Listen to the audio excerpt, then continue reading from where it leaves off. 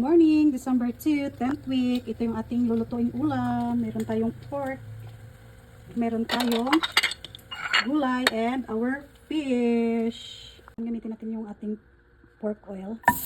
Tayo ng ating ahon. Sibuyas at kamatis. Tayo yung ating pork. Maglagay ng water. Pan lang. Kumulo yung ating pork. Ilagay na natin yung ating mga vegetables. Palaya, talong, sitaw, at kung ano-ano pa dyan na available sa inyo. Wala kong kalabasa eh. Lagyan ng asin. At halo-haloin mo lang tapos halo-halo, takpan mo naman ito hanggang sa maluto na yung mga gulay.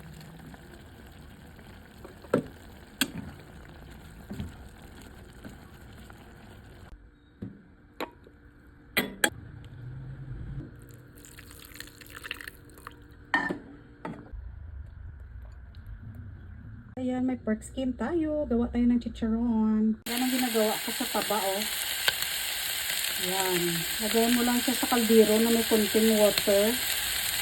At lalabas yung sarili ng mantika. Diyan.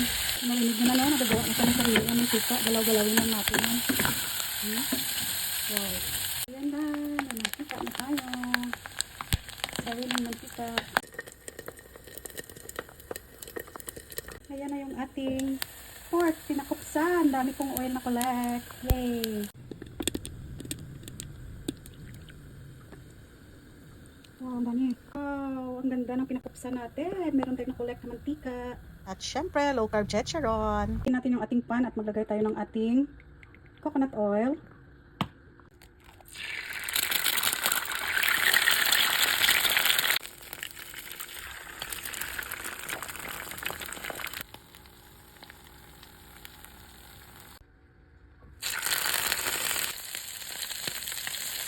Hello, good morning! December 2, 10th week. This is our food. Meron tayong gulay. With pork chicharon na ginawa ko. 2 eggs. And barilis, avocado, chicharon. Let's eat our low carb menu. Breaking the fast, 19 hours fasting. May fish, may eggs, avocado, chicharon. And our pinakbet na walang kalabasa. Ha? Let's eat. Fresh na fresh.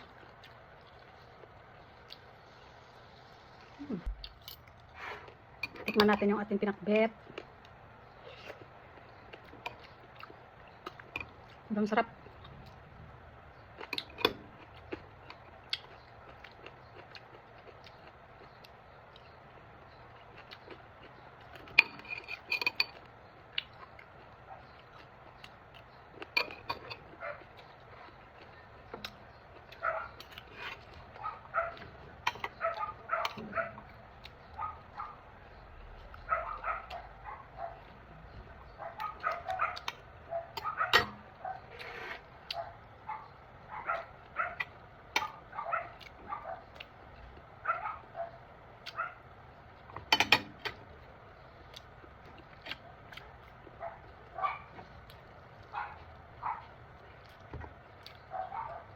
Hindi na kakaon. Bye.